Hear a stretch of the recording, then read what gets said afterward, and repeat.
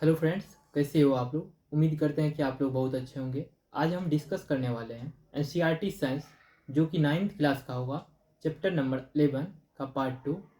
मैं जो भी पॉइंट डिस्कस करने वाला हूं, यह एग्जाम पॉइंट ऑफ व्यू से काफ़ी महत्वपूर्ण होने वाला है। तो चलिए शुरुआत करते हैं बिना किसी देरी के। पहला पॉइंट है मीन वैल्यू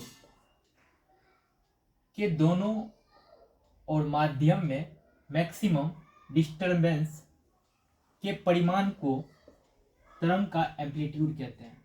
जो मीन वैल्यू होता है, इसके दोनों ओर माध्यम में मैक्सिमम डिस्टरबेंस के परिमाण को तरंग को एम्पलीट्यूड कहते हैं।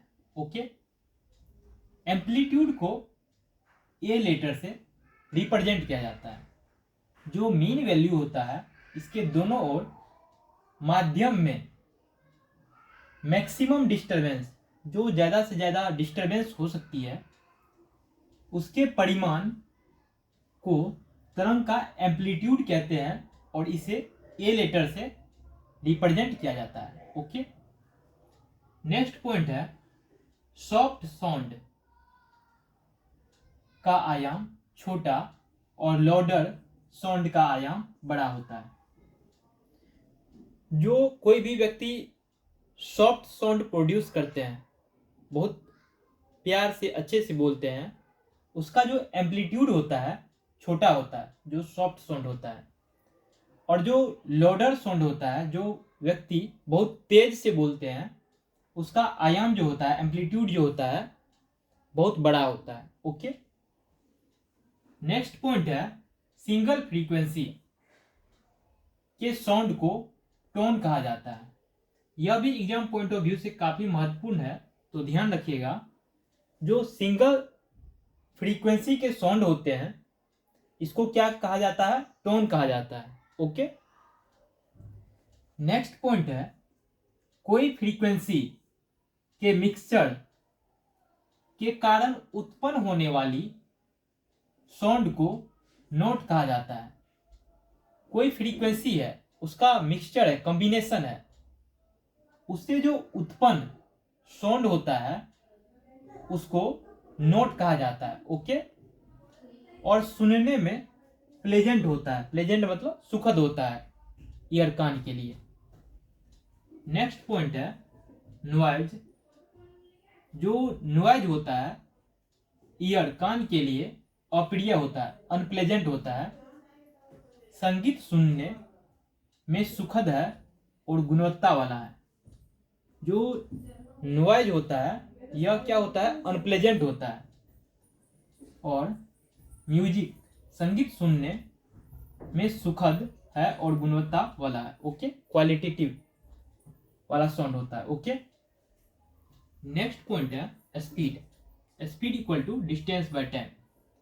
इसको हम डायरेक्ट लैम्डा बाय टी से रिप्रेजेंट कर सकते हैं। ओके, लैम्डा क्या होता है? वेवलेंथ, और 1/t जो है यहाँ पे, ये क्या है? फ्रीक्वेंसी है। तो इसको हम डायरेक्ट ये लिख सकते हैं speed equal to wavelength into frequency. Okay, speed equal to distance by time. Distance को लैम्डा से रिप्रेजेंट करते हैं, टाइम को टी से। 1/t इक्वल टू फ्रीक्वेंसी होता है, तो हम डायरेक्ट स्पीड को वेवलेंथ इंटू फ्रीक्वेंसी लिख सकते हैं। यह भी एग्जाम पॉइंट ऑफ व्यू से काफी महत्वपूर्ण है, तो इसको ध्यान रखना है। ओके, नेक्स्ट पॉइंट है साउंड लाइट की स्पीड से। जो साउंड होता है लाइट की स्पीड से बहुत कम स्पीड से यात्रा करता है।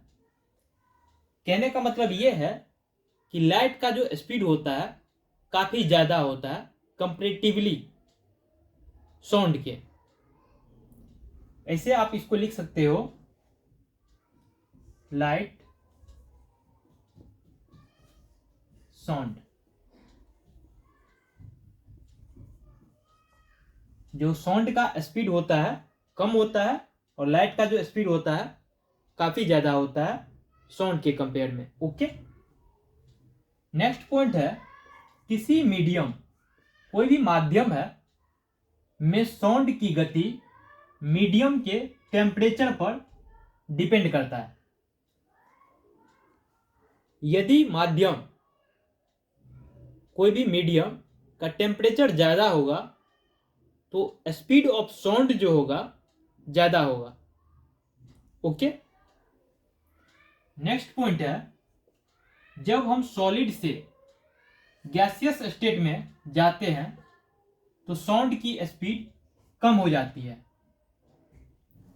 जब हम सॉलिड से गैसियस स्टेट में जाते हैं तो साउंड की जो स्पीड है वो क्या होता है, कम हो जाता है।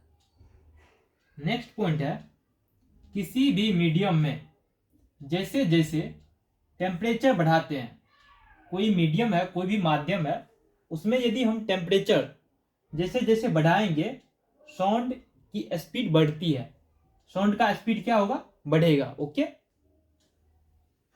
यहां पे एक पॉइंट है, इसको आप देख सकते हैं, साउंड किसी सॉलिड या लिक्विड, साउंड किसी सॉलिड या लिक्विड पदार्थ से उसी तरह टकराती है जैसे रबड़ के गेंद दीवार से।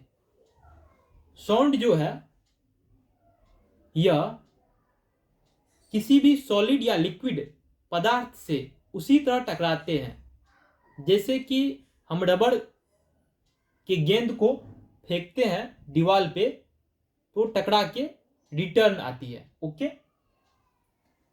यहां पे जो बताया गया है कि किसी भी मीडियम में जैसे जैसे टेम्परेचर को बढ़ाएंगे साउंड की स्पीड बढ़ जाएगी। यहां पे एग्जांपल के तौर पे आप देखिए, speed of sound in air, जो हवा में स्पीड होता है साउंड का 331 मीटर पर सेकेंड, यदि टेम्परेचर क्या रहेगा, 0 डिग्री सेल्सियस। यदि हम टेम्परेचर को बढ़ा देंगे 22 डिग्री सेल्सियस कर देंगे तो स्पीड ऑफ साउंड क्या हो जाएगा, इसी एयर में ही 344 मीटर पर सेकेंड हो जाएगा। यहाँ पे 331 मीटर पर सेकेंड था, यहाँ पे 344 मीटर पर सेकेंड हो गया, क्योंकि यहाँ पे हम क्या किए, टेम्परेचर 0 डिग्री सेल्सियस से 22 डिग्री सेल्सियस कर दिए। ओके, नेक्स्ट पॉइंट है, लाइट की तरह साउंड भी किसी ठोस या तरल पदार्थ की सतह पर रिफ्लेक्ट होती है।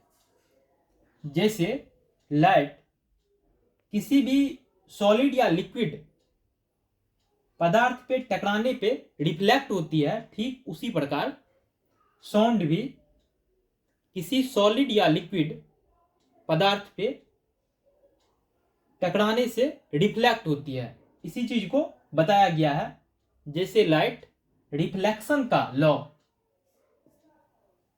रिफ्लेक्शन के नियम का पालन करती है। जैसे लाइट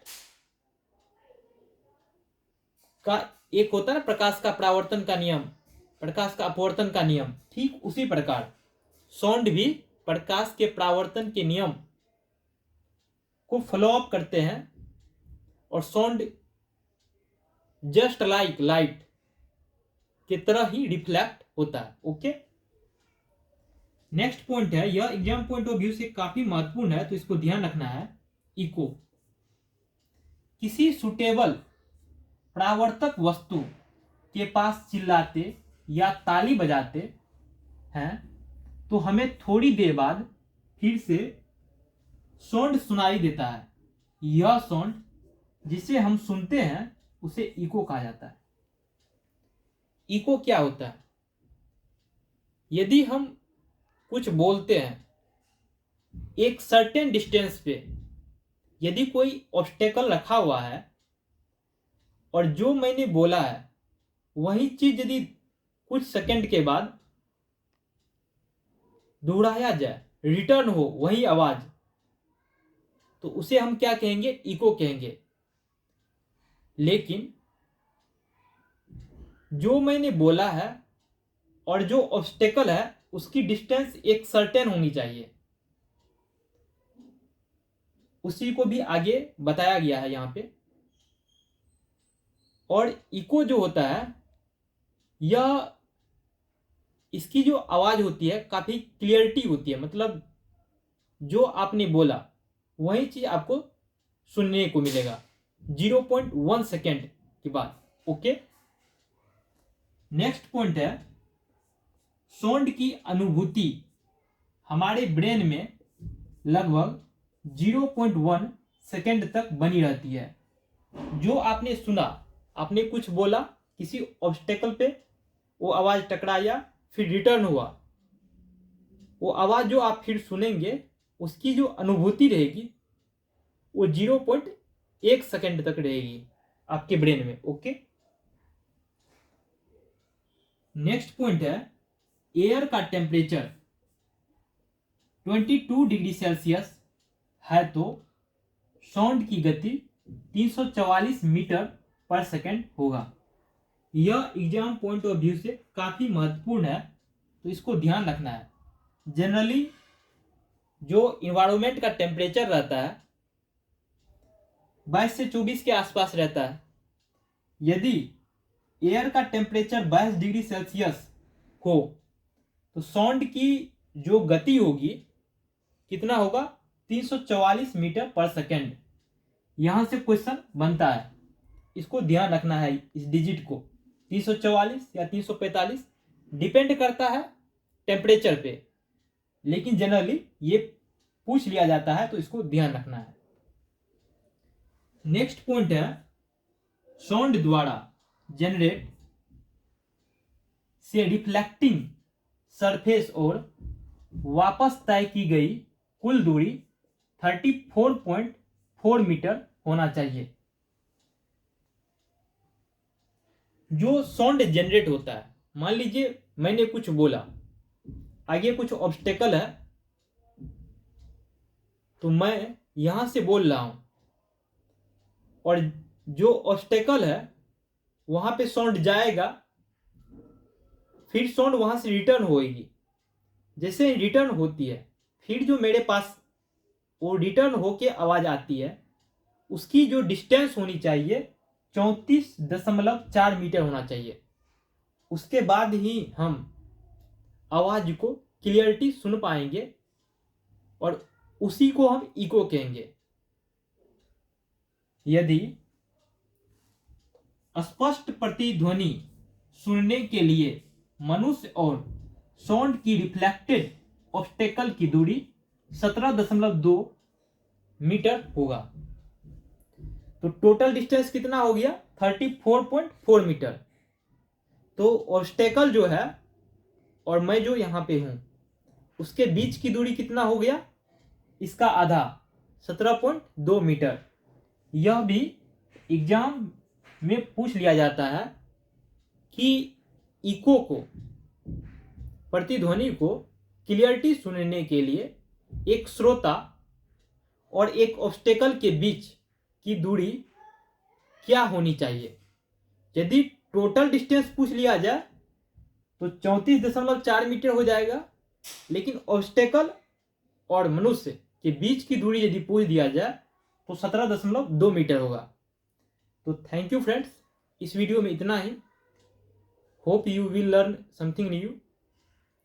यह काफ़ी एग्जाम पॉइंट ऑफ व्यू से काफ़ी महत्वपूर्ण चैप्टर है, तो इसको ध्यान रखना है।